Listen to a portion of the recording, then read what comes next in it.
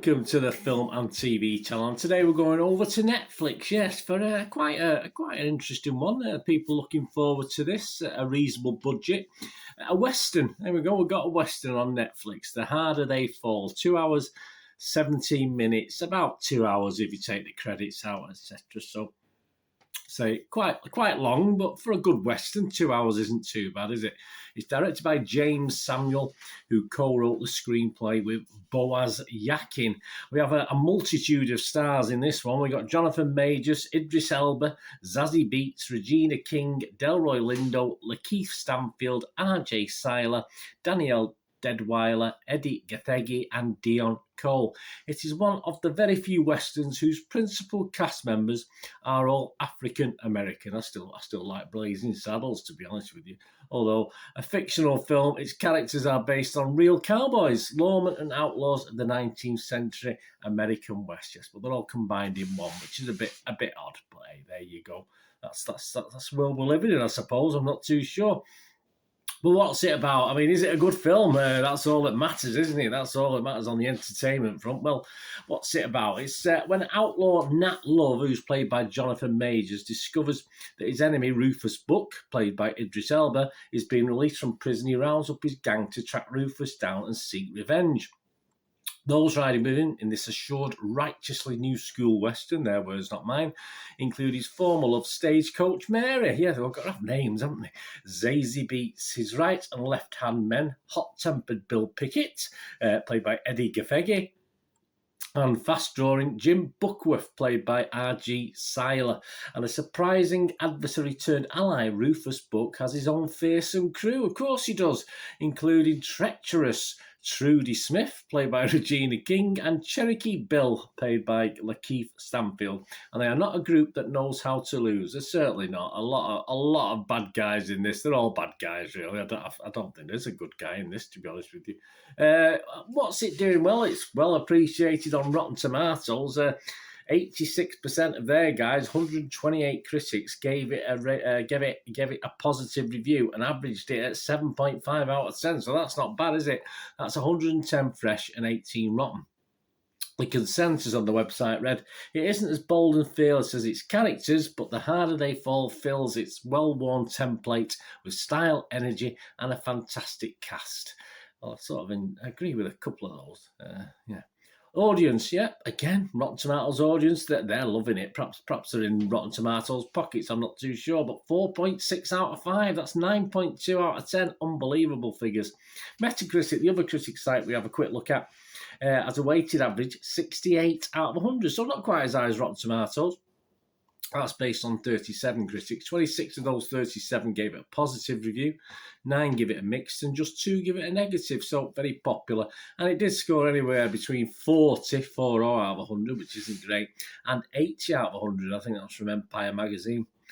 Internet Movie Database, Joe Public, you, me, the guys on the street. What are we thinking? What were you thinking about this? Well, it was a little bit higher, but it's coming down a little bit. We've had 6,690 scores and reviews left as I'm recording this, which is the 5th of November 2021 at 12 p.m. noon UK time. Of that 6,690, 4,771 gave it 6 or more, so that's like a 71% positivity if you compare it to the Rotten Tomatoes way of doing things, with just 1,919 only scoring it between 1 and 5. So overall, it's getting an average of 6.2 out of 10, so not quite as high as Rotten Tomatoes, still over that watchable figure, isn't it? Right, and that brings it back to me at the end of the day. I'm not really sure about this one. I will be totally honest with you. There's a lot of violence, which doesn't really work for me.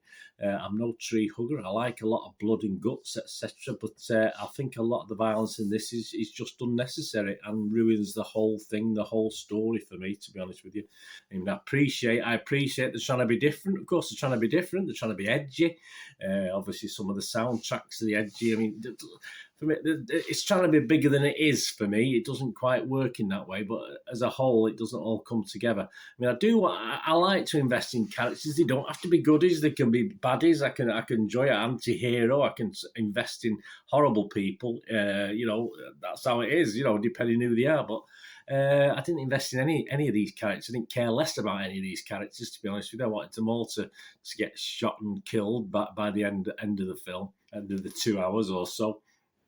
I mean, I say they don't have to be goody-goodies, but I just didn't feel... The only ones I felt sorry for was people who literally were probably alive for about a few seconds before they got shot somewhere in the head or just blatantly shot. So I just didn't like it for that. I didn't find any of the characters likeable. Even the ones they try and make likeable, they just didn't appeal to me at all.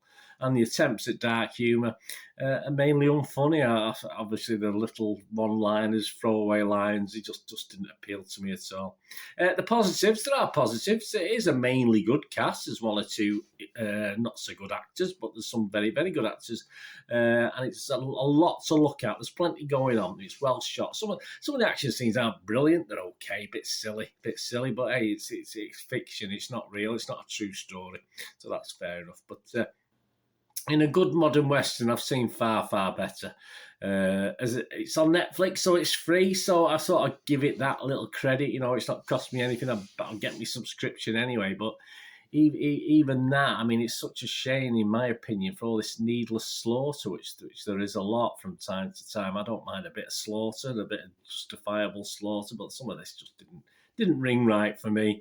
You know, I mean, I certainly wouldn't want to live in the old Wild West if this is what it was. I know it's still called the Wild West, but yeah, I mean, the actual wholesale slaughter just totally took away a lot of my enjoyment of this, to be honest with you. I mean, just give me a talent. I mean, one of the critics said, obviously, Tarantino should look and learn from this, but I'm sorry, give me a Tarantino Western all day long in comparison to this. I'm not going to rate it, to be honest with you. You know, guys, I don't rate something because I say I am in the minority. Obviously, a big minority as far as Rotten Tomatoes. We were all very happy-clappy about it.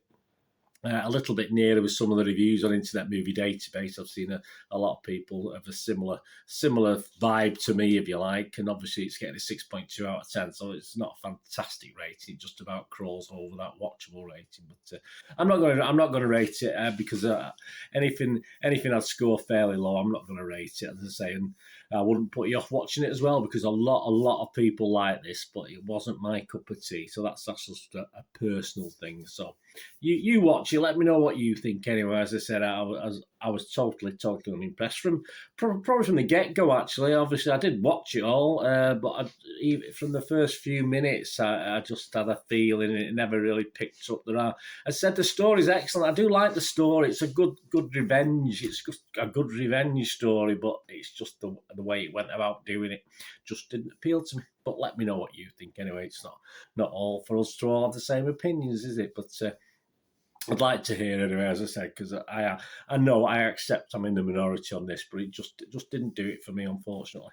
Anyway, thanks for watching. Whatever you're going to do the rest of the day, have a great one. Look after yourselves, look after your friends, look after your families. More importantly, let's all look after each other.